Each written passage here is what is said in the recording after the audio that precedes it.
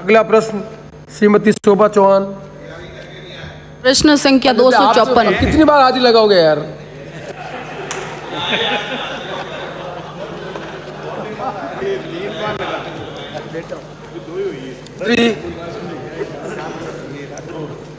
अध्यक्ष महोदय, प्रश्न का खंड 1। जी हाँ, नगर पालिका क्षेत्र में सीवरेज का कार्य चरणबद्ध रूप से उपलब्ध वित्तीय संसाधनों की उपलब्धता के अनुसार करवाया जा सकेगा। खंड 2।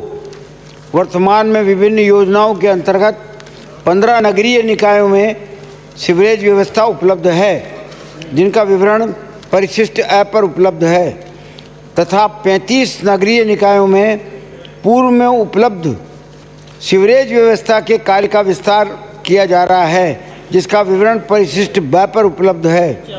इसके साथ ही 17 नगरीय निकायों में नई सीवरेज व्यवस्था का कार्य प्रगति पर है, जिसका विवरण परिशिष्ट ऐप पर उपलब्ध है।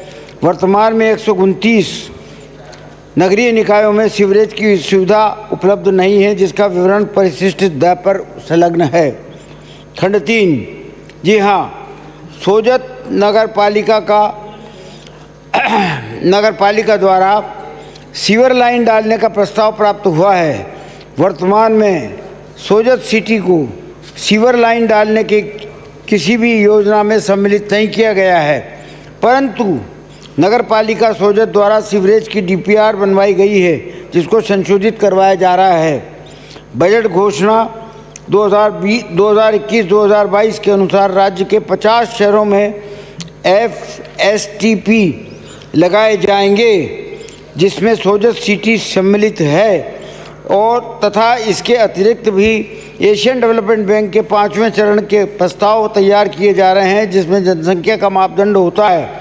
यदि जनसंख्या के मापदंड के अनुसार सोजत सिटी को योग्य पाया गया तो सोजत सिटी को सम्मिलित किया जा सकेगा। माननीय अध्यक्ष महोदय जी, मैं आपके माध्यम से माननीय मंत्री जी से ये जानना चाहती हूँ कि खंड 3 में सोजत सिटी नगर पालिका में सीवरेज कार्य हेतु जनसंख्या के मानदंड का जिक्र किया है, ये कितनी होनी चाहिए? साथ ही सोजत सिटी पाली जिले में नगर परिषद पाली के पश्चात सबसे बड़ी नगर पालिका है। यहाँ पर 40 वार्ड है और सभी शहरवासी लंबे समय से सीवरेज का कार्य नहीं होने से परेशान है। माननीय अध्यक्ष महोदय जी, क्या मंत्री जी ये बताएंगे कि सोजत सिटी नगर पालिका में सीवरेज का कार्य कब तक स्वीकृत हो जाएगा? अध्यक्ष महोदय, वार्डों की संख्या किस नगर पालिका में कितनी है उसका कोई ताल्लुक नहीं होता। जनसंख्या मुख्य आधार होती है, और जनसंख्या होती है 2011 की। 2011 की जनसंख्या के अनुसार ही एडीबी के प्रोजेक्ट मंजूर किए जाते हैं, तथा इसके अलावा भी अगर 50,000 से ज़्यादा की जनसंख्या है तब तो यह इंक्लूड किया जा सकता था, लेकिन अभी जो 2021 के 21-22 के जो बजट घोषणा हुई, जिसमें 50 शहरों में FSTP लगाए जाएंगे, उसमें हम जनसंख्या को रिलैक्स करने के लिए विचार कर रहे हैं कि 50,000 से कम की जनसंख्या है, उनमें से भी अगर संभव हुआ और वित्तीय संसाधन उपलब्ध हुए तो निश्चित तौर पर यह काम हो सकेगा। प्रश्नकाल समाप्त हुआ। मुझे माननीय सदस्यों को सूचित करना है कि निम्नांकित स्थगन प्रस्तावों की सूचना प्राप्त हुई है। श्री राम प्रताप कासनिया 144 एवं 2 अन्य सदस्यों की ओर से श्री गंगानगर व हनुमानगढ़ में किसान आंदोलन से पूरे बीकानेर डिवीजन में बिगड़ रही कानून व्यवस्था से उत्पन्न स्थिति के संबंध में। श्री रामलाल शर्मा 148 सदस्य की ओर से प्रदेश में विप्र कल्याण बोर्ड का गठन नहीं किए जाने से उत्पन्न स्थिति के संबंध में। श्री जोराराम कमाओ 64 सदस्य की ओर से सुमेरपुर में हत्या, अपहरण एवं रेती माफिया के बढ़ते अपराधों से बिगड़ी कानून व्यवस्था से उत्पन्न स्थिति के संबंध में।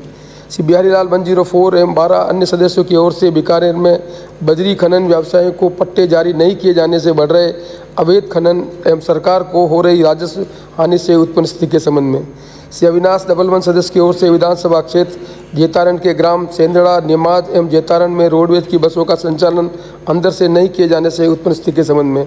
श्री मदन दिलावर 1114 सदस्य की ओर से सुकेत कस्बे की 15 वर्षीय अनुसूचित जाति की नाबालिग बालिका के साथ 16 व्यक्तियों द्वारा 25 फरवरी से 6 मार्च तक सामूहिक दुष्कर्म किए जाने से उत्पन्न स्थिति के संबंध में।